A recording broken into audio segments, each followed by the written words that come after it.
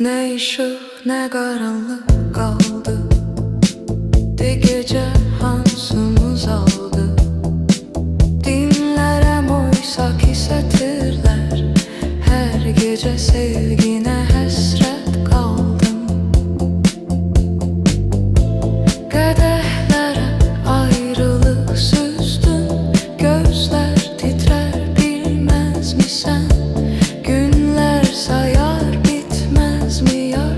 Ürək neylər bu acıyla bilməz. Qara saçlı gülüm mənim, ömrüm sənin saçlar kimi.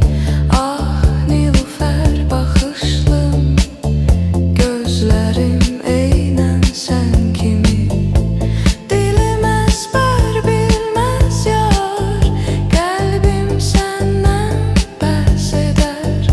Onlar səni görməz yar, ağlar sanki dərk-kədər.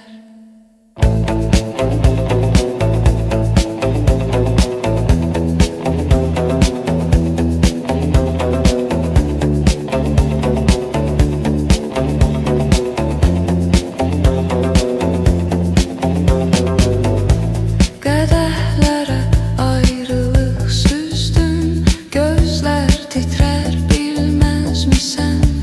Günlər sayar bitməz mi yar? Ürək neylər bu acıyla bilməz.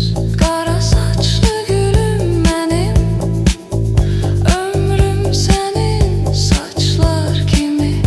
Ah Nilüfer baxışlım, gözlərim eynən sən kimi. Dilim əzbər bilməz yar, qəlbim səndən bəhs edər. Onlar səni görməz yar, ağlar sanki dərk-kədər.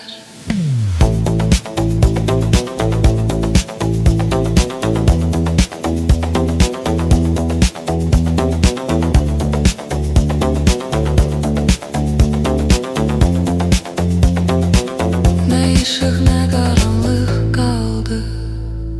De gece hansımız aldı.